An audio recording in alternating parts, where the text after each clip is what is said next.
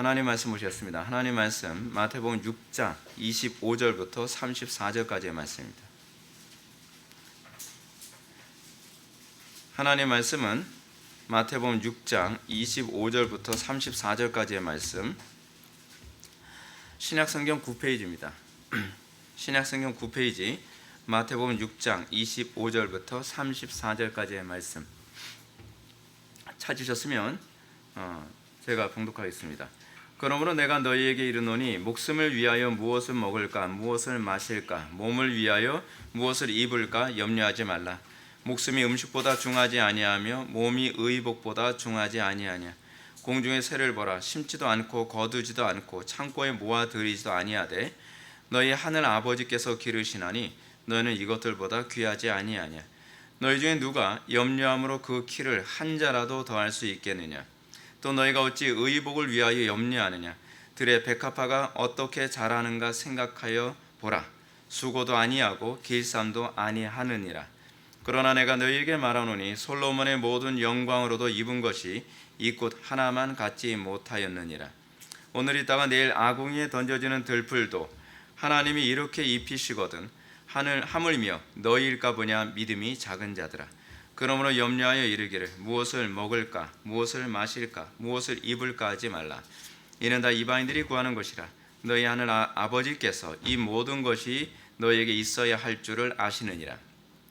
너희는 먼저 그의 나라와 그의 의를 구하라. 그리하면 이 모든 것을 너희에게 더하시리라. 그러므로 내일 일을 위하여 염려하지 말라. 내일 일은 내일 염려할 것이요 한날의 괴로움은 그날로 족하니라. 아멘. 이 시간은 산상순 40번째 강의가 되었습니다. 성도가 염려해야 할 것이라는 제목으로 하나님 말씀 증거하도록 하겠습니다. 성도가 염려해야 할 것. 이 세상 살아가면서 염려 없이 살아갈 수 있는 방법은 없습니다. 이 땅에서 우리가 태어나서 소위 의식이라는 게 생기면서 우리는 하나씩 염려할 것들이 점점 늘어납니다. 염려가 없는 것은 누군가 얘기했던 것처럼 공동묘지밖에 없습니다. 죽은 사람은 염려하지 않습니다. 그러나 살아있는 사람은 죽을 때까지 염려의 연속선상에서 살아갑니다. 그런데 우리는 이 염려라고 하는 것이 무조건 나쁜 것만은 아니라는 것도 기억해야만 합니다. 어떤 염려는 쓸데없고 그리고 해가 되는 염려가 있지만 어떤 염려는 우리에게 유익이 되고 그 염려 때문에 우리에게 발전이 있고 그 염려 때문에 우리에게 유익이 되기도 합니다. 성경의 가르침처럼 어떤 염려는 고린도후서 7장 10절에서 바울은 이렇게 얘기합니다. 하나님의 뜻대로 하는 근심은 후회할 것이 없는 구원에 이르게 하는 회개를 이루는 것이라. 이렇게 가르치고 있습니다.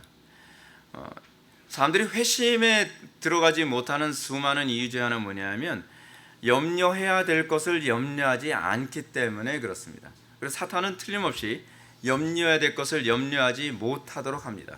그 세상 것에 대한 염려 때문에 하늘의 것에 대한 염려를 하지 못하게 만들기도 합니다.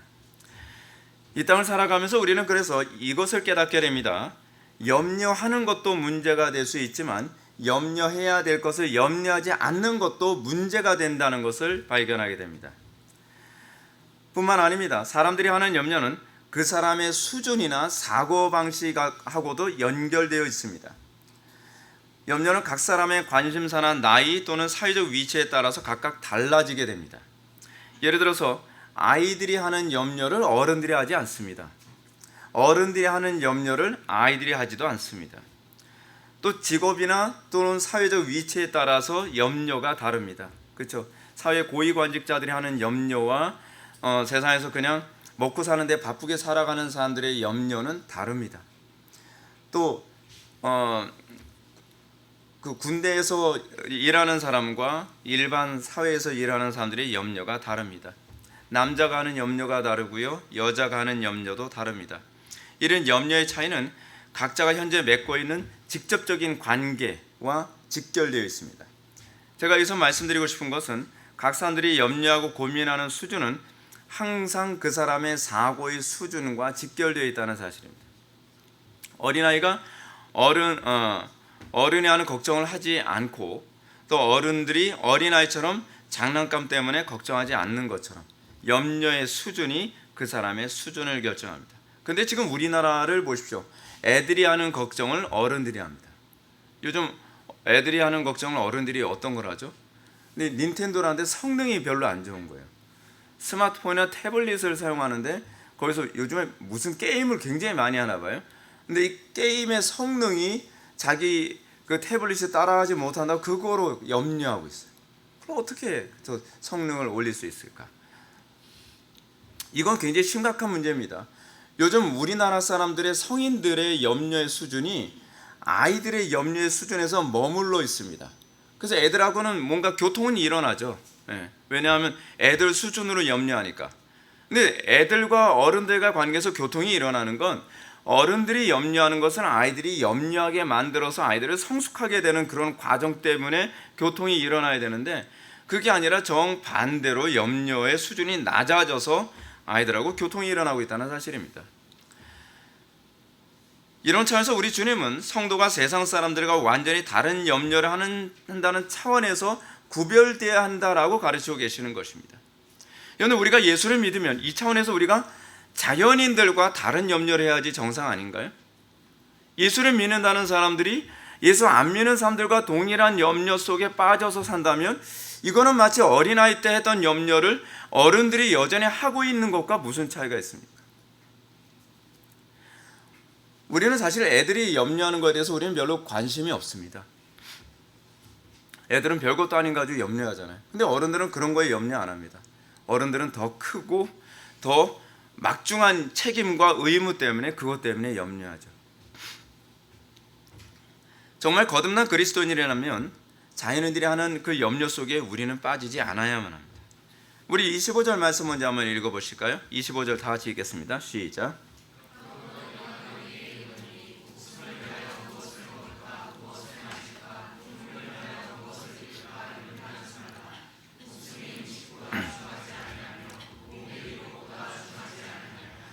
우리 주님은 지금까지 계속적으로 참된 그리스도인의 정체성에 관해서 말씀하신 후에, 그러므로 내가 너희에게 이르노니 목숨을 위하여 무엇을 먹을까 무엇을 마실까 몸을 위하여 무엇을 입을까 염려하지 말라라고 선언하고 계십니다. 그리스도인의 정체성, 그리스도인의 정체성을 예수님께서는 여러 가지로 말씀하셨습니다. 그리고 이제 그 정체성을 가진 사람들이라고 한다면 이제 염려가 달라져야 된다는 사실입니다. 지금 저는 그렇습니다. 오늘날 한국교회 목사님들이 그리고 한국교회 교인들이 정말 염려될 것은 더 온전한 예배를 할 수 없을까라고 하는 그런 염려 속에 빠져야 정상이라고 저는 생각을 합니다. 근데 그런 염려 안 합니다. 더 거룩에 대한 염려, 세상과 구별될 수 없을까에 대한 염려. 예수를 믿었으면 이제는 그런 거에 대해서 염려하고 고민해야 되지 않겠습니까? 근데 이거 염려 안 합니다. 저는 이것 때문에 굉장히 염려스럽습니다. 아니 왜 이런 염려를 안 하지? 그럼 도대체 그리스도인들이 자연인들과 무슨 차이가 있고 어떻게 구별된다는 것이지? 자, 오늘 방금 우리가 읽었던 25절 말씀에서 우리 주님 먼저 이렇게 말씀하십니다. 내가 내게 너희에게 이르노니 라는 말씀으로 시작합니다. 이 말은 굉장히 좀 독특한 표현입니다. 우리는 그냥 그럴 수 있지라고 생각하는데 이 표현은요, 사실은 그 당시 유대인들이 다른 사람의 권위를 힘입어서 얘기할 때 사용하는 어법입니다. 예를 들어서 우리는 이런 얘기를 하잖아요. 코넬리우스 반틸이 이런 얘기했다. 로이드 존스가 이런 얘기했다. 스펄전이 이런 얘기했다. 조나단 에드워즈가 이런 얘기했다. 그러므로 나도 이렇게 얘기한다. 이렇게 얘기하면서 우리는 우리의 말의 권위를, 이게 설득의 법칙에서 나오는 얘기인데, 권위를 사용해서 내 말의 권위를 등을 업죠. 유대인 랍비들이 그런 표현을 사용했습니다. 랍비들이 자기 자신의 가르침에 권위를 세우기 위해서 내가 랍비 아키바의 말을 인용해서 말하노니, 또는 랍비 아키바의 권위를 통해서 내가 말하노니, 이런 식의 말을 통해서 자신의 말의 정당성을, 권위를 주장을 했습니다. 근데 예수님은 뭐라고 얘기하냐면 내가 나의 권위로 너에게 말하노니 라고 지금 말씀하고 계시는 겁니다. 예수님이 이렇게 말씀하실 수밖에 없는 이유는 뭐냐면 예수님 이상의 권위가 없기 때문에 그렇습니다. 예수님이 내가 바로 하나님이시다 라고 하는 것을 얘기하고 있는 거죠.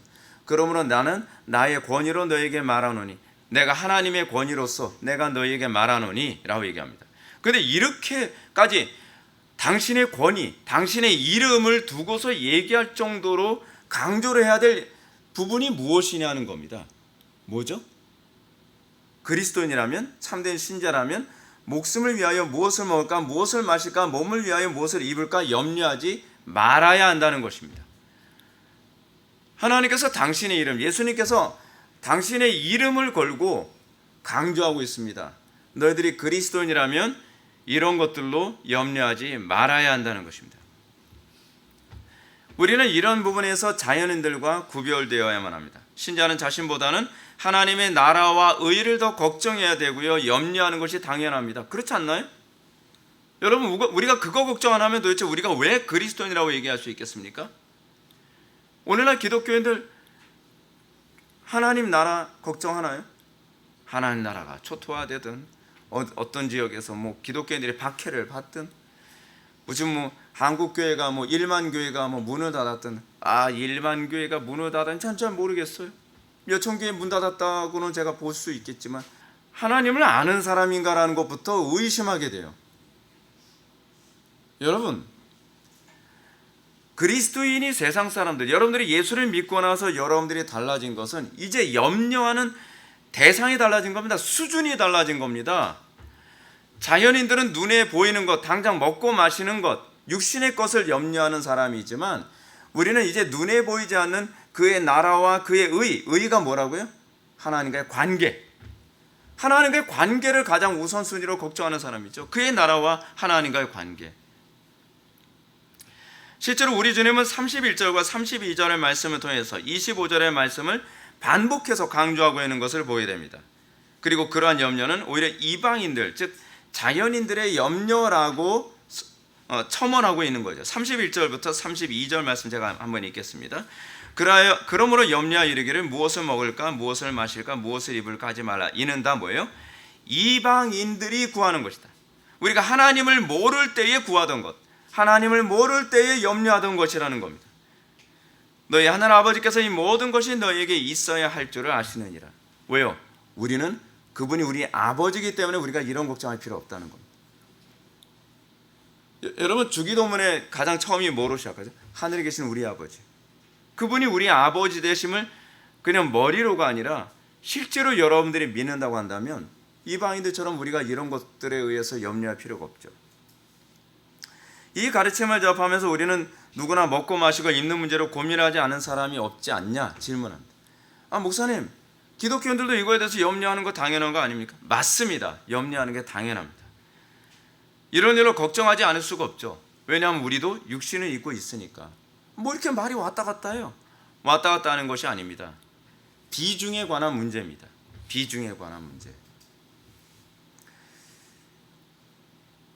이 의식주에 관한 문제, 지금 여기서 무슨 얘기를 하고 있냐면 이방인들의 특징은 의식주에 관한 염려가 그들의 인생 전체를 항상 사로잡고 그것 때문에 정신을 잃어버린다는 얘기입니다.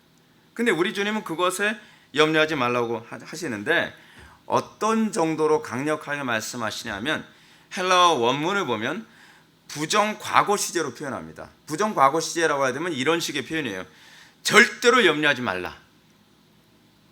염려 금지예요. 염려 금지. 이게 이제 헬라어 문법에서 표현하는 방식입니다. 여러분, 이런 예수님의 가르침 앞에서 누가 당당할 수 있나요? 저는 염려하는데, 저 먹고 사는 거 의식주의 문제 가지고 염려 많이 하는데. 우리가 이 질문에 대해서 우리가 좀 이해하려면 무엇보다 우리 주님의 세 가지 염려에 관한 논증을 먼저 살펴봐야만 합니다. 주님께서는 첫 번째 논증으로 26절 말씀에 보면 공중에 새를 보라, 심지도 않고 거두지도 않고 창고에 모아들이지도 아니하되 너희 하늘 아버지께서 기르시나니 너희는 이것들보다 귀하지 아니하냐. 저축하지 말라는 얘기 아닙니다. 항상 우리는 말귀를 잘 알아들어야만 합니다. 먼저 여기서 예수님께서 말씀하시고자 하시는 것은 너의 먹는 문제, 의식주 중에서 식을 먼저 얘기한 거죠. 사실은 우리는 의식주라고 얘기하지만 실제로 우리의 생존과 직결된 건 의보다는 식이 먼저잖아요. 그렇죠? 예수님께서는 먹는 문제에 관해서 염려하지 마라. 왜냐하면 내가 너희 아버지이기 때문에. 이방인들은 염려할 수밖에 없다. 왜냐하면 나는 그들의 아버지가 아니니까. 그렇죠? 하나님이 우리의 아버지 되신다면 우리는 굶어 죽을까 봐 걱정할 필요 없다는 거예요. 공중에 나는 새들을 봐라. 심지도 않고, 뭐 공중에 나는 새가 뭐 심습니까? 거두지도 않고 창고에 모아들이지도 아니하되 너희 하늘 아버지께서 기르시지 않느냐? 라고 얘기합니다. 논리적으로는 맞는데 어떻습니까? 와 닿습니까? 우리는 항상 그런 얘기 하잖아요. 논리적으로는 맞는데 현실적인 것.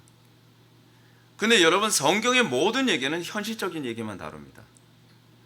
왜냐하면 사도들이나 그렇지 않으면 구약의 선지자들이 성경을 기록할 당시에 마치 공자처럼 공자왈 맹자왈 하면서 그냥 좋은 소리만 갖다 적은 사람들이 아니라 그들이 살고 있는 시츄에이션, 그들이 살고 있는 이 컨텍스트를 염두에 두고 텍스트를 기록한 사람들이에요.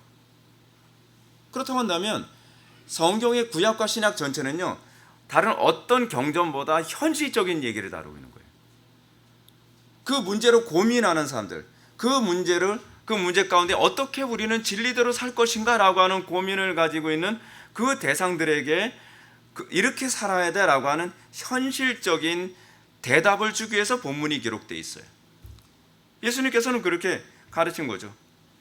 봐라, 심지도 않고 거두지도 않고 창고에 모아들이지도 않음에도 불구하고 하늘에 계신 너희 아버지께서 새들도 먹이지 않느냐. 근데 너희들은 새보다도 귀하지 않니? 라고 얘기해요. 얼마나 현실적입니까? 공중의 새가 이렇게 잘 사는 것이 하늘 아버지의 은총의 결과라고 한다면 너희들의 삶의 이 풍요로움도 하늘 아버지의 결과이고 하늘 아버지의 은총의 결과이고, 그리고 그 은총이 너희들에게 계속적으로 주어져서 너희들 삶을 유지해 주실 것이라고 믿으면 안 되겠니? 이렇게 얘기하는 거죠. 첫 번째, 먹는 문제, 식에 관한 문제. 두 번째 논증은 27절 말씀입니다. 너희 중에 누가 염려하면 그 키를 한 자라도 더할 수 있겠느냐. 키에 관한 문제. 한 자라도 더할 수 있으면 얼마나 좋겠습니까? 기도해도 안 되더라고요. 성경대로입니다. 그 키를 한 자라도 더할 수 있겠냐? 안 되더라고요. 안 돼요. 하나님 원장님 보는데 부럽더라고요. 비율 좋고 키 크고 180 넘고 거기다가 머리까지 좋고, 그 우리 마음대로 안 되더라고요. 우리는 우리 염려로 그 키를 한 자, 원어는 뭐냐면 1규빗이에요. 1규빗, 한 여기서부터 여기까지거든요. 45cm. 염려함으로 45cm를 누가 크게 해주겠느냐. 주여. 이것은 사춘기 때의 염려죠. 저는 이제 컸기 때문에 더 이상 염려하지 않습니다. 이거 가지고 염려하면 안 되죠. 여기서 지금 얘기하는 것은 키에 관한 얘기가 아니죠. 우리의 삶의 문제에 관한 얘기입니다. 우리의 삶에 관한 문제. 이 삶에 관한 문제, 너희들이 애쓴다고 되디? 안 되지 않느냐? 그 얘기죠. 하나님께서 책임지시지 않느냐. 마지막 세 번째, 염려에 대한 세 번째 논증은 무엇입니까? 28절부터 30절까지의 말씀 보면, 또 너희가 어찌 의복을 위하여 염려하느냐. 들의 백합화가 어떻게 자라는가 생각하여 보라. 수고도 아니하고 길쌈도 아니하느니라. 그러나 내가 너희에게 말하노니 솔로몬의 모든 영광으로 입은 것이 이 꽃 하나만 같지 못하였느니라. 오늘 있다가 내일 아궁이에 던져지는 들풀도 하나님이 이렇게 입히시거든 하물며 너희가 뭐냐, 믿음이 작은 자들아. 의에 관한 문제, 그렇죠? 그러니까 옷, 의복에 관한 문제를 언급하고 있습니다. 우리 주님은 성도들이 의복 문제로 염려하는 것이 얼마나 부당한지 들에 핀 백합화를 보라고 말씀하십니다. 들에 핀 백합화 얼마나 아름답습니까? 장미가 얼마나 아름답습니까? 주변에 우리 주변에는 그 꽃들 얼마나 아름답습니까? 예수님께서 쓴 것은 하나님께서 옷 입히셨다라고 말씀하겠습니다. 그래, 그 옷 입은 것이 과연 그들이 염려한 결과냐? 아니라는 거죠. 염려와 관계없이 하나님께서 입히셨다는 겁니다. 주님의 돌보심의 결과라고 얘기합니다. 여기서 우리 주님은 더 나아가서 땅에 뽑혀 아궁이에 당장 태움을 받게 될 그 식물조차도, 그 꽃조차도 하나님께서 입히지 않느냐. 하나님께서 이렇게 사소한 거 하나하나까지 입히시고 돌보시고 보존시켜 주시는데, 하물며 하늘에 계신 그 아버지께서 너희의 자녀들을 그렇게 입히지 않겠느냐. 아버지라는 말의 의미는요, 그의 생존과 그들의 모든 필요를 책임져 주신다는 의미거든요. 내가 그 모든 것을 책임져 주지 않겠냐? 내가 너희 아버지 되지 않느냐? 근데 너희들 왜 그거만 믿지 않냐? 이 믿음이 작은 자들아. 답답해 하시는 거죠. 이것이 주님께서 가르치신 염려에 대한 세 가지 논증입니다. 주님의 이 가르침에 대한 믿음이 있다면 성도는 자동적으로 자연인들과 구별될 수 있겠죠. 전에 그 손혜원 목사님이 감옥에 갇혔을 때 그런 적이 있었다 그러잖아요. 손혜원 목사님인가요? 주기철 목사님인가요? 그 주먹밥을 주는데 그 안에서 주먹밥을 서로 큰 거 먹겠다고 그 안에서 막 악의 다툼이 일어나는 거예요. 막 서로 주먹 싸움이 일어나고. 그러면 그 목사님은 가만히 앉아 있다가 다른 사람 다 집어가고 나면 가장 작은 거 하나 딱 집습니다. 집고 난 다음에 여러분들 막 투덜투덜하는 사람 있죠. 나는 맨날 힘이 약해서 조금밖에 못 갖고, 그러면 반을 딱 떼어서 이거 드세요. 여러분, 그 조그만 거 하나처럼 보이죠? 그게 믿음입니다. 그건 믿음에서 나온 것이지 인격에서 나온 것이 아닙니다. 왜요? 하나님께서 우리를 먹이시고 하나님께서 우리를 입히신다는 것을 믿기 때문입니다. 거기서 구별됨이 있고 거기서 안 믿는 사람들이 볼 때 놀라움이 있죠. 여러분, 근데 이런 일이 생길 수 있는 이유가 어디 있습니까? 우리가 지난 시간까지 살펴왔던 거죠. 안목의 변화입니다. 안목이 바뀌기 전에는요, 여러분들 아무리 제가 얘기해도 소용이 없습니다. 여전히 주먹밥 한 톨이라도 더 아까운데, 100원 손해보는 게 아까운데, 여러분, 안목이 바뀌지 않는 한 아무리 배워도 소용이 없습니다. 안목이 바뀌지 않는 한 절대로 변화는 일어나지 않습니다. 어떻습니까? 여러분들 예수를 믿고 난 다음에 의식주의에 대한 안목의 변화가 생겼습니까? 좀 화려하지 않으면 어때? 좀 좋은 집에서 못 살면 좀 어때? 그죠? 좀 깔깔한 음식 먹으면 좀 어때? 근데 자연인들은 어떻습니까? 참지 못하죠. 참지. 제가 아는 어떤 분은 음식점에 가서 제가 그 얘기 듣는데 되게 민망하더라고요. 음식점 갔는데 음식점 주인이 음식을 만들다가 거기에 불순물이 하나 들어간 거예요. 난리 났어요. 그 다음에 브루스를 쳤어요. 난리 브루스. 주인 오라 그래. 주방장 오라 그래. 이게 뭐야? 음식 다시 해요. 여러분, 전 근데 같은 기독교인으로서 그거는 좀 아니라고 생각을 해요. 그냥 먹기에 불편하면 그냥 다른 음식 다시 주문하든지. 그래서 나갈 때 죄송한데요, 지금 음식이 이게 제가 비위에 좀 상해서 좀 그랬습니다. 그런 식으로 얘기하면 훨씬 더 하나님께 영광이 되잖아요. 막 반말해가면서 막 화를 내가면서 안목의 변화가 없는 거죠. 좀 음식이 좀 거칠더라도 그것을 그냥 먹을 수 있고, 그렇죠? 옷이 좀 초라하더라도 그냥 입을 수 있고.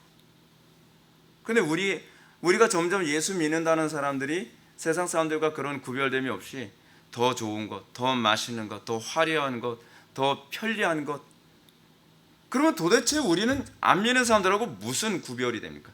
조금이라도 불편한 거 참을 수 없어서 어디 가면 화를 내고 짜증내고, 아니 이 정도의 서비스도 안 돼? 그러면서요. 이게 어떻게 그리스도인일 수 있냐는 거죠. 안목의 변화가 아무것도 없어요. 세상 사람들과 아무런 안목의 차이가 없어요. 구별됨이라는 게 없어요.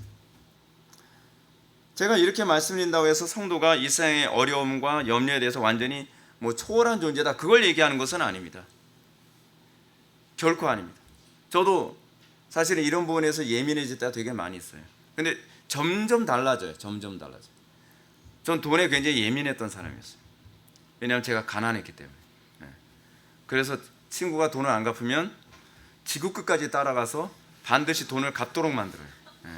제가 좀 약간 못됐댔어요 그때. 그래서 지금 생각해보면 되게 미안하더라고요. 진짜 지구 끝까지. 돈을 안 갚으면 바지라도 뺏어야 되는 게 직성이 풀릴 정도. 근데 저는 이렇게 돈에 대해서 굉장히 둔감해졌어요. 돈에 대해서. 통장에 얼마 있는지도 잘 모르겠고, 그리고 제가 사례비 얼마 받는지 잘 몰라요. 제가. 그 대충 알아요. 대충. 그리고 뭐 하다가 손해를 봐도 별로 그렇게 예민하지가 않아요. 손해 보면 딴 때 손해 볼 때만 있는가? 뭐 이익 볼 때도 있으니까. 뭐 그렇게 생각하면 마음이 평안해져요. 예. 근데 그게 제가 참 놀라운 게 뭐냐면 저는 원래 그런 사람이 아니었다는 거예요. 예. 좀 굉장히 예민한 사람이었는데. 근데 안목이 점점 바뀌어가는 거예요. 아, 그렇지.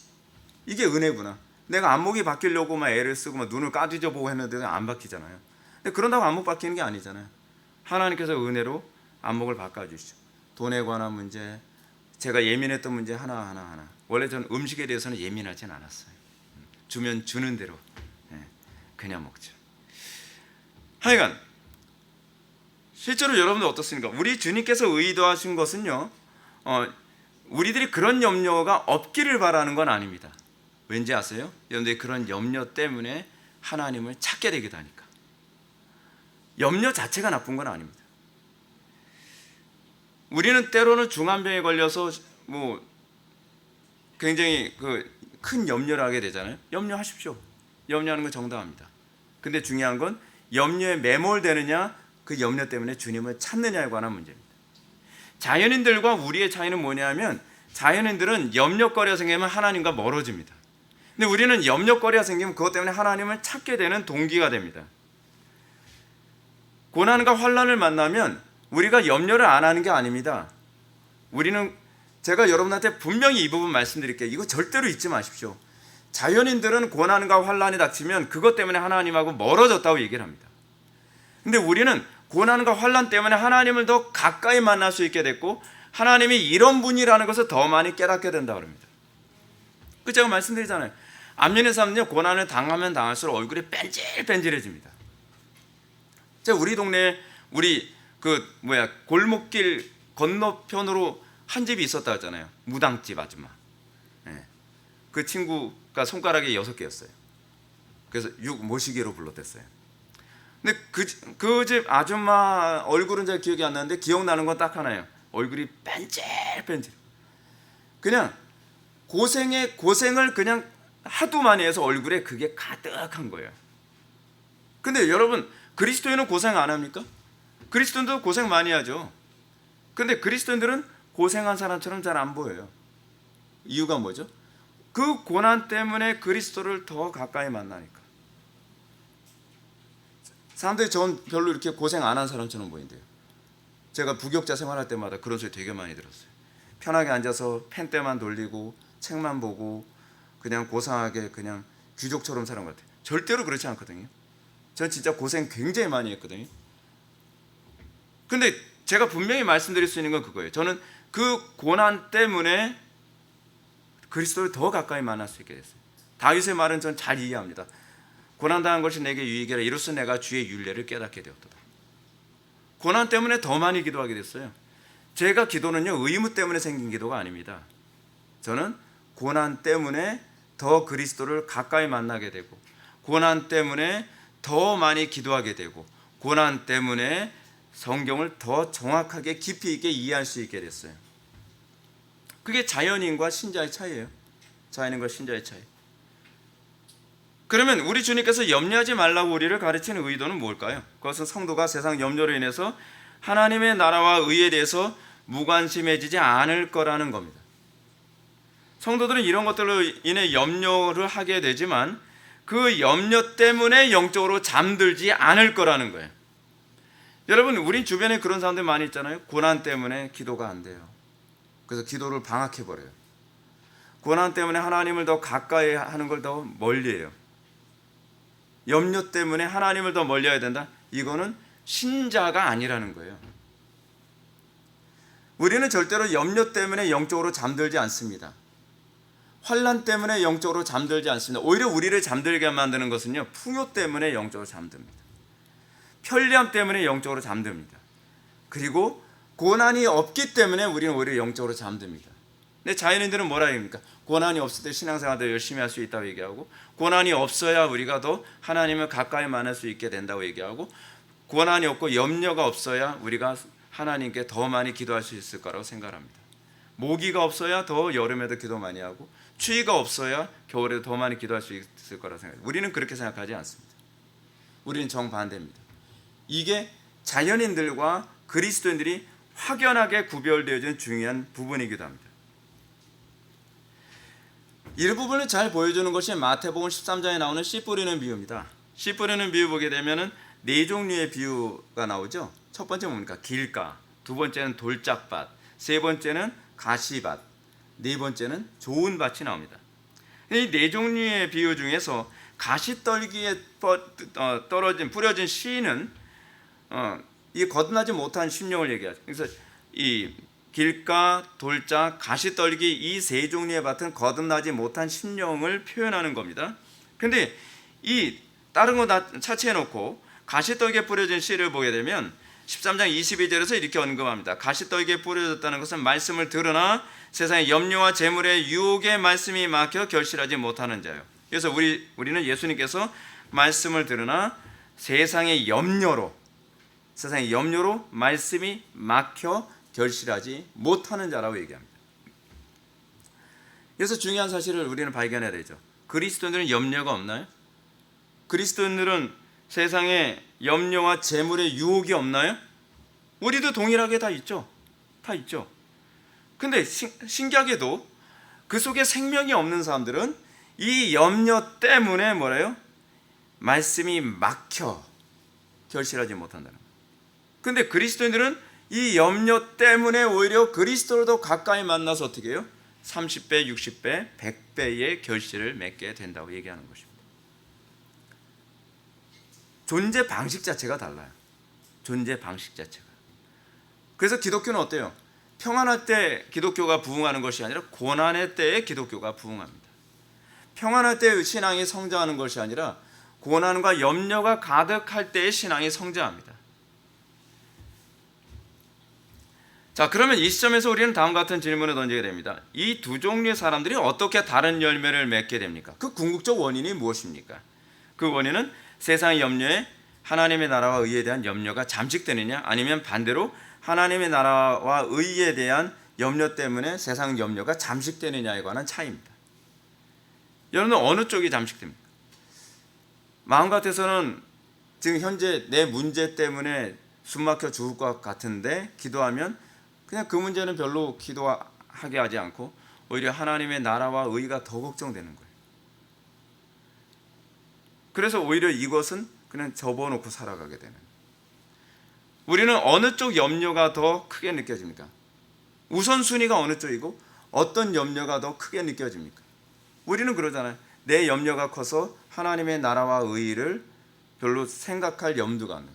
아, 그거야. 배부르고 등 따스하고 별로 고민하지 않는 사람, 염려가 없는 사람이나 하나님의 나라와 의를 위해서 기도하지. 지금 내 코가 적자인데.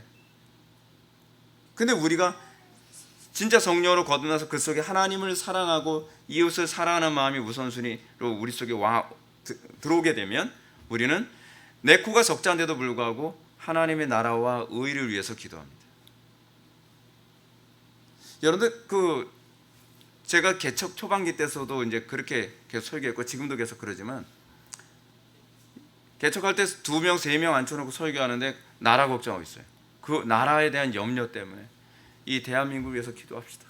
한국교회에서 기도합시다. 한국교회는 곳하고 당신이나 잘하세요. 지금 설교하고 나면 한 사람은 뭐 예배 끝나자 허리 아프다고 들어놓고 한 사람은 우울하게 앉아있고 막 예배 분위기 그냥 썰렁해가지고. 근데 왜 그러죠? 저는 우리 교회 걱정보다 한국교회가 더 걱정이 되는 거예요. 여러분 안 당해봐서 몰라요. 얼마나 맥빠지는지. 그것도 하루 이틀이지. 한 달이고 2달이고 석 달이고 예배 끝나면 허리야. 막 한쪽 막 우울해서 목사님 맨날 회개만 외쳐. 좀 비전도 주시지. 우울한 모습. 그 제가 하도 고민이 돼가지고 이제 회개 그만 외칠까. 이제 비전을 얘기해야 되나. 일단은 그건 성장하고서 봐야지. 근데 강단 쓰면 회개부터 나와요. 또 우울해서 또. 근데 여러분 오직 그리스도인들의 특징, 그리스도인들만 가능할 수 있는 것이 뭐냐면 누구나 다 염려를 안고 사는데도 불구하고 하나님의 나라와 의, 하나님과의 관계에 더 큰 염려를 하는 거예요. 그렇잖아요. 여러분들 돈 문제 가지고 내가 쪼들리면서 내가 빚쟁이 쫓겨다니는데 이 문제 때문에 하나님과 나와의 관계가 깨지면 어떻게 하지? 이것 때문에 하나님의 나라에 문제가 생기면 어떡하지? 이 걱정하는 사람은 기독교인밖에 없어요. 왜 우리는 이것이 가능한가? 우리는 하늘에 속해 있기 때문에 그렇습니다. 우리는 안목이 바뀐 사람들이기 때문에 그렇습니다. 그러나 거듭나지 못한 자연인들은 땅에 속하 있기 때문에 누가복음 21장 34절의 말씀처럼 생활의 염려로 마음이 둔하여진다. 마비된다는 얘기입니다. 아무리 그렇게 가르쳤어도 염려만 들어오면 저한테 뭘 배우는지 기억을 못해요. 기억을 못하는 정도가 아니라 대놓고 내가 얘기했지, 이 상태에서 이러면 안 된다고 귀를 막아버려요. 그때는 아멘 했던 사람인데, 그때는 은혜가 됐다고 얘기하는데, 정작 자기 자신에게 이 문제가 닥쳤을 때는 귀에 들어오질 않는 거예요. 잔소리로 들리는 거예요. 남 얘기하는 것처럼 들릴 때는 은혜가 됐죠. 근데 그게 내 얘기라고 해야 할 때는 받아들일 수가 없는 거예요. 오히려 고침받을까 두려워하는 눈치예요. 눈을 감고 귀를 막고. 그래서 점점 어떻게 됩니까? 분별력과 양심과 이성이 마비됩니다. 자연애들은 육적 생존에 대한 염려로 인해서 하나님께 대한 마음이 점점 굳어집니다. 반면에 성도들은 세상에 대한 가치보다는 하나님의 나라와 그의 의에 더 큰 가치를 두고 있기 때문에 세상의 염려로 결코 마음이 둔하여지지 않습니다. 도리어 더 기도에 힘쓴다 그랬죠. 더 말씀을 깊이 묵상하고 하나님의 뜻을 추구한다 그랬죠. 거기서 신자들은 성화가 일어납니다. 그 신자들은 더욱더 성숙해집니다. 그래서 그리스도인에게 뭐가 있습니까? 연단이라는 것이 있습니다.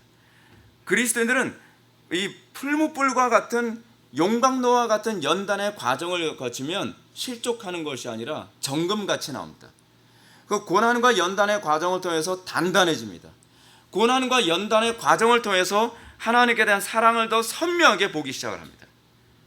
그것이 그리스도인입니다. 그러나 세상에 속한 자연인들은 결국 하나님의 나라와 그의 의에 대한 염려보다는 세상의 염려가 앞섭니다. 일단은 입에 풀칠하고 봐야 될 게 아니에요. 일단은 이 문제부터 해결하고 봐야 될 게 아니에요. 사람들이 무당 점치듯이 예언자 찾아다니는 이유가 뭡니까? 문제 해결해 달라고요. 하나님의 뜻을 구하는 거죠. 여러분, 구약의 선지자들이 구약에서 사람들이 선지자들 찾아다닌 것은 하나님의 뜻을 알기 위한 것이었어요. 점쟁이들한테 뭐 점치듯이 하는 게 아니었단 말이에요. 어떤 사람이 이상하게 항상 예언자 찾아다닙니까? 소위 누굽니까? 사울 왕이나 아합 왕 같은 사람. 병 낫겠나 물어보라. 여기서 이기겠나 물어보라. 그런 거예요. 그 사람들은 하나님의 나라와 그분의 의에 대한 염려보다는 세상에 주는 염려가 더 크게 느껴지는 겁니다. 어쩔 수 없죠. 왜냐하면 그렇게밖에 안 보이니까. 고로 거듭나지 못한 자연인들은 제 아무리 교회 생활을 오래 했고 많은 성경적 지식을 배웠다 하더라도 세상의 염려를 극복하는 데는 아무런 도움이 되지 않습니다. 왜냐하면 오히려 염려가 닥치면 배웠던 지식이 하나도 기억이 안 나요. 그리고 그 배웠던 지식을 다시 상고시켜주면 오히려 그것 때문에 더 감정이 상해버리고 말죠.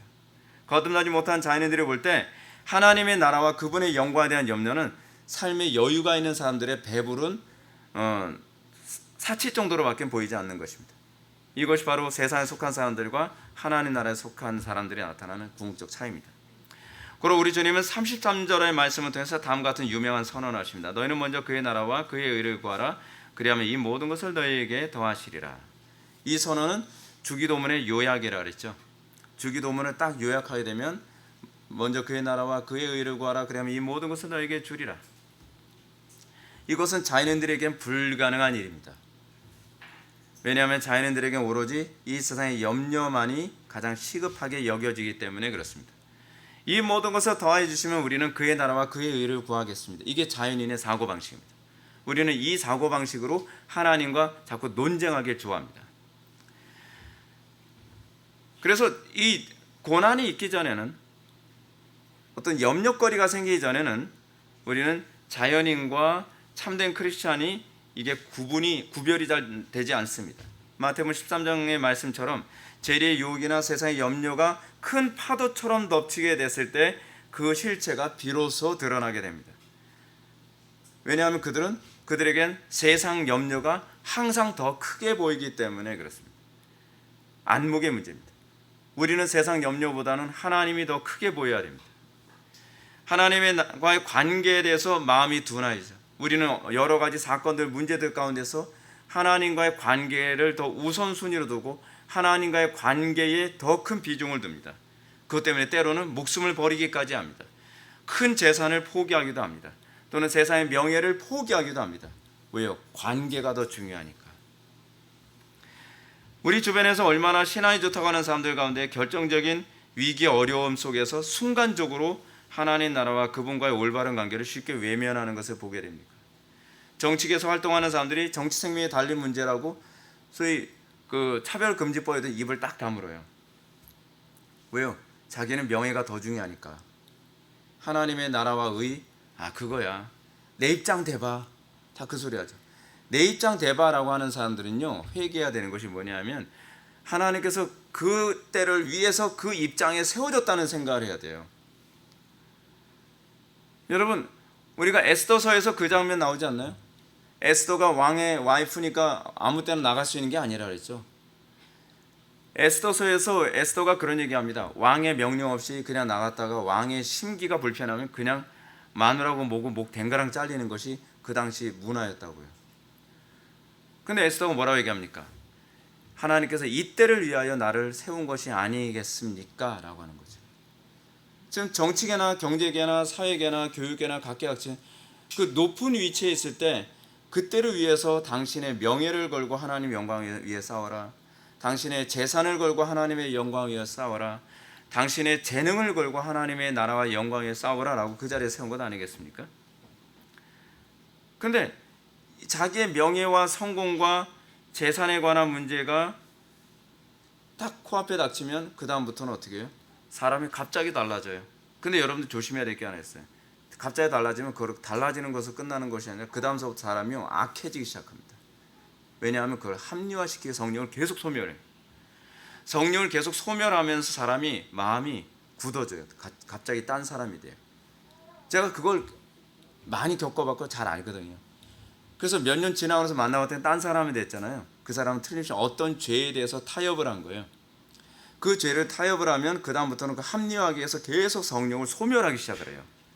그러면서 한 달이 지나고 1년이 지나고 2년이 지나고 만나잖아요. 딴 사람이 돼요.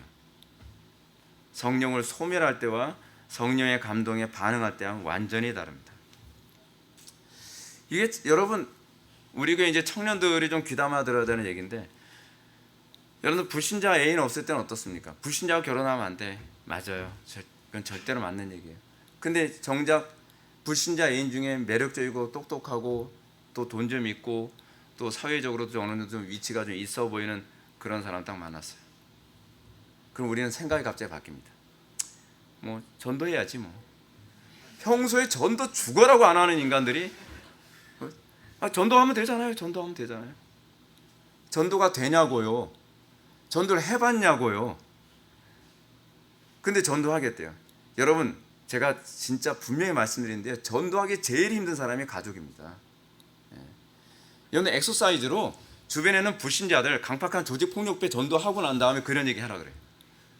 조직폭력배, 그렇지 않으면 뭐 포주 전도하고 나면 제가 그럼 제가 인정해 줄게요.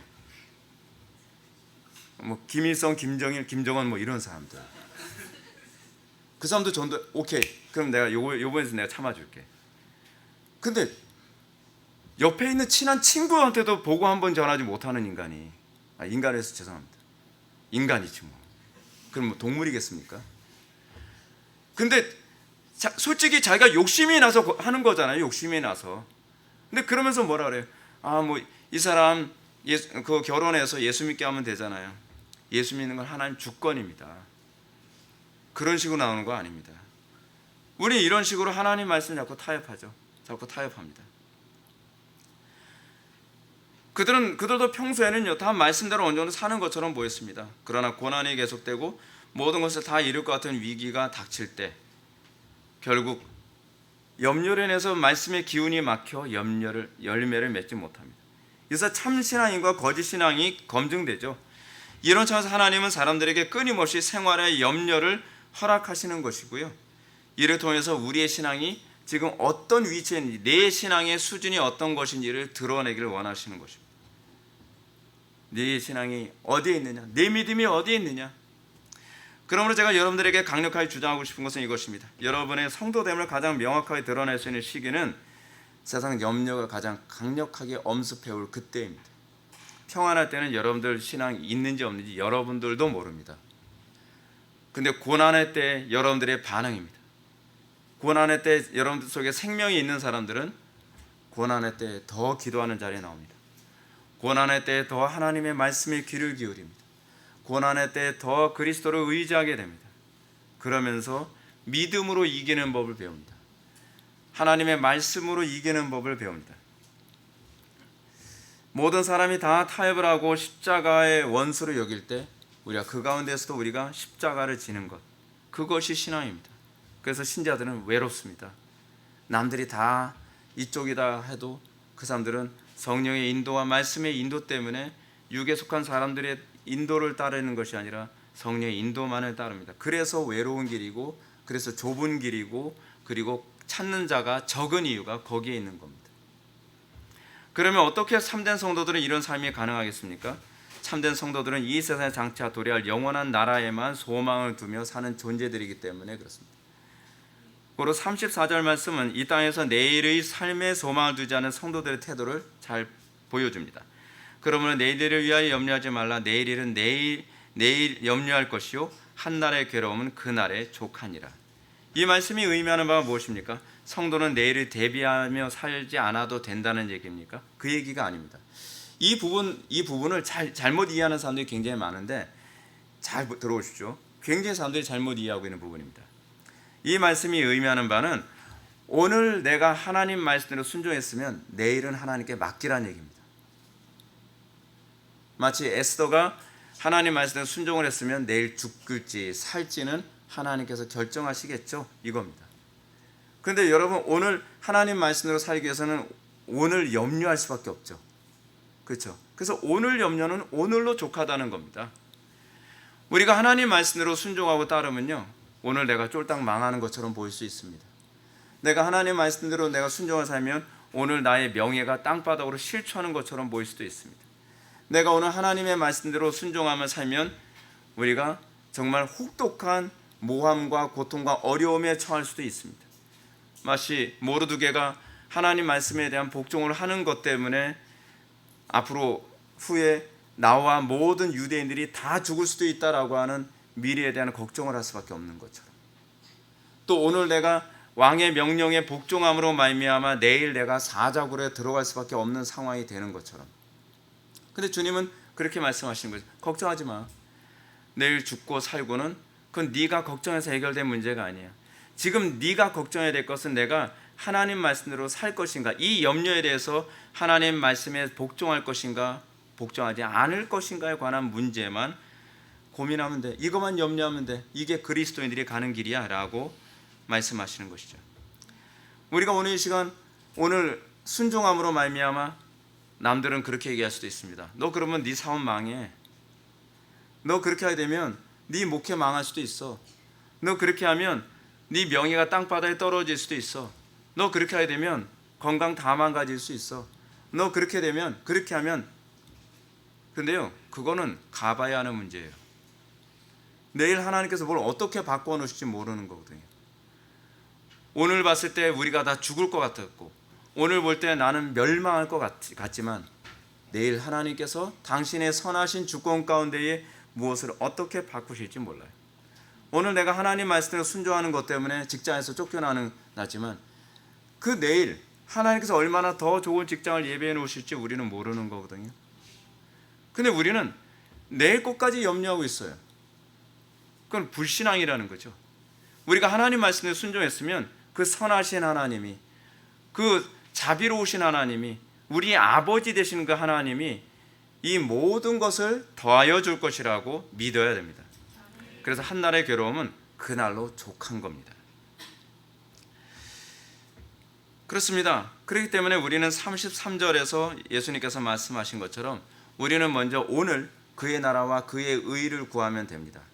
그러면 내일 하나님께서 이 모든 것을 더하여 주실 것입니다. 이것이 우리가 이 땅을 살아가는 삶의 원리입니다.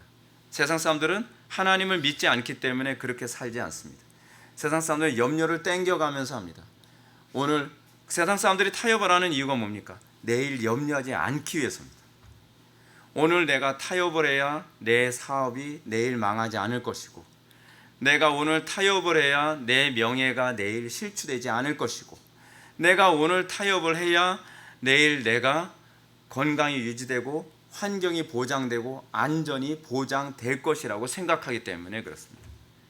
어쩔 수 없습니다. 우리는 이 땅을 살아가면서 오늘 내가 하나님과 올바른 관계를 맺고 내일을 하나님께 맡길 것인가? 그렇지 않으면 내일은 맡길 수 없기 때문에 오늘 내가 하나님의 말씀대로 십자가를 지고 자기를 부인하고 세상을 역으로 거슬러 올라가는 그 위험을 날마다 그 위험 부담을 가지면서 살아야 될 것인가에 관해서 고민해야 되는 것이죠. 우리는 이 땅 살아가면서 그거에 대한 그 두 선택지에서 항상 우리는 살아갑니다. 구약에서 사사기 사건은 이것과 관련해 맺습니다. 하나님께서 이스라엘 백성들에게 어떻게 합니까? 타협하지 마라. 근데 가나안 족속들과 타협하는 이유가 뭐죠? 사사기에서요. 타협을 안 하면 내일 피곤할 것 같은 거예요. 내일 전쟁해야 되거든요. 근데 내일 전쟁하지 않으려면 오늘 타협을 해야 되는 거예요. 여러분, 전쟁을 한다는 것이 얼마나 끔찍한지 아시죠? 전쟁을 한다는 것은 그냥 애들 놀이가 아닙니다. 우리의 사랑하는 아들, 남편, 남자들이 전쟁터에 나가서 불구가 돼서 돌아올 수도 있고요, 죽어서 시신으로 돌아올 수도 있습니다. 그리고 만약에 만에 하나 패배라도 하게 되면 모든 사람들이 다 노예가 돼서 혹독하게 고통을 당해야만 합니다. 여러분, 그런 위험보다 많으면서 살겠습니까? 그래서 사사기에서 보게 되면요, 내일 전쟁을 하지 않게 해서 오늘 화평을 외치는 겁니다. 비겁한 화평, 그렇죠? 그 비겁한 화평을 외치고 내일의 평화를 유지하려고 하는데, 정작 시간이 지나면 어떻게 됩니까? 내일의 평화를 우리가 보장받기 위해 오늘 하나님과 불화한 그 결과는 혹독하죠. 이 땅을 살아가는 기독교인들의 문제가 그거 아닌가요? 내일을 맡길 수 없기 때문에, 내일을 하나님께 맡길 믿음이 없기 때문에 오늘 내가 하나님과 불화를 선택합니다. 하나님께서 내일을 주관하신다고 믿습니까? 내일을 하나님께서 주관하신다는 것을 믿는다고 한다면 오늘 우리는 하나님과 올바른 관계를 맺는 데에 모든 초점을 맞춰야만 합니다. 이제 말씀을 마무리하겠습니다. 오늘 이 시간 여러분들은 과연 무엇에 가장 우선순위를 두며 살아갑니까? 여러분, 하나님의 나라에 대한 염려, 하나님과 올바른 관계에 대한 염려가 세상 염려를 능가합니까? 하나님과의 관계 때문에 세상 염려를 오히려 덮어버립니까? 아니면 세상의 염려 때문에 오히려 하나님의 말씀이 자꾸 소멸되어지고 그것이 우리 속에서 사라집니까? 여러분이 진정으로 하나님의 나라와 그분과의 관계 때문에 세상의 손해를 택하고 자기를 부인하며 의를 위해 고난과 핍박을 선택해야 된다면 여러분은 정말 복된 사람입니다. 하나님께서 여러분들의 내일을 책임져 주실 것입니다. 저는 우리 교회가 2022년에 들어와서 예배당을 이렇게 이전할 수 있게 된 것은 이제 2021년 말이죠. 이건 대단한 축복이라고 저는 생각합니다. 우리는 내일을 하나님께 맡기고 우리는 이 대면 예배에 모든 것을 올인했습니다. 저도 굉장히 두려웠습니다. 대면 예배를 하게 되면은 공권력에 의해서 어떤 식의 어려움이 오게 될지, 이것 때문에 만에 하나라도 구상권을 청구받게 된다면 어떻게 될지, 이것으로 인해서 교인들에게 오게 될 원망이 얼마나 크게 될지, 그리고 주변에서 만약에 우리 교회가 외부적으로 이름이라도 나오게 되면 그 질타를 어떻게 감당해야 될지 전 내일을 모르겠더라고요. 제가 분명히 아는 건 그겁니다. 예배를 지키는 것이 하나님 앞에서 올바른 것이다. 예배를 지키기 위해서 가제네를 썼습니다. 고민 많이 했습니다. 그것 때문에 더 기도할 수밖에 없었습니다. 흥미로운 건 이겁니다. 그것을 선택했기 때문에 기도할 수밖에 없었다는 거예요. 타협을 하면 기도 안 해도 됩니다. 근데 우리는 문제가 뭐냐면 기도 안 해도 되는 쪽을 자꾸 선택한다는 겁니다. 근데 믿음대로 살게 되면 기도를 안 할 재간이 없습니다. 왜냐하면 하나님 책임져 주세요. 제가 이쪽을 선택했지만 이것 때문에 문제가 더 커질 수 있습니다. 이것 때문에 제가 감당 못 하겠습니다. 근데 하나님께서 우리에게 무엇을 선물로 주셨습니까? 예배당을 선물로 주셨습니다. 이건 우리에게 주신 굉장히 큰 표징이라고 저는 생각합니다. 여러분 어떻습니까? 여러분 현재 고난을 당하지만 결국 이 모든 것을 더하여 주시는 하나님의 복을 바라보고 있습니까? 오늘 여러분 하나님과 화평하십시오. 그러면 내일 여러분들은 이 모든 것을 더하여 주시는 것을 경험하게 될 것입니다. 그러나 여러분들이 내일 세상과 투쟁하는 것이 두렵다면, 세상으로부터 많은 것을 뺏기고 손해보는 것이 두렵다고 한다면, 그래서 여러분들이 하나님과 화평하기보다는 불화를 선택하고, 그래서 여러분들이 하나님과 갈등을 선택한다면 내일 여러분들에게 무엇이 주어질지는 아무것도 장담할 수 없습니다. 아니, 여러분들의 염려는 오늘로 끝나지 않고 계속 진행되게 될 것입니다. 사사기에서 이 히브리인들의 문제가 무엇입니까? 오늘 타협하면 내일이 평화가 올 줄 알았습니다. 그러나 오늘 그 염려 때문에 타협을 했더니 그들의 노예가 돼서 염려가 수십 년이 가게 되는 겁니다. 이 땅을 살아가는 가장 지혜로운 방법은 하나님의 나라와 의의를 우선순위로 두고 살아가는 것입니다. 그러면 우리는 이 모든 것이 더해지며 내일은 염려하지 않을 것이 오게 될 것을 믿으시기 바랍니다. 기도하시겠습니다. 사랑이 많으신 하나님, 우리가 이 땅을 살아가면서 우리에게 염려할 것들이 너무 많이 주어지는 것을 보게 됩니다. 우리가 염려 때문에 하나님과의 관계를 파괴하는 어리석은 자들 되지 않게 하여 주시고, 오히려 오늘의 염려를 주님과의 관계 안에서 내일로 맡길 수 있는 그 믿음을 우리가 소유하게 하여 주옵소서. 예수님의 거룩하신 이름으로 기도올려옵나이다. 아멘.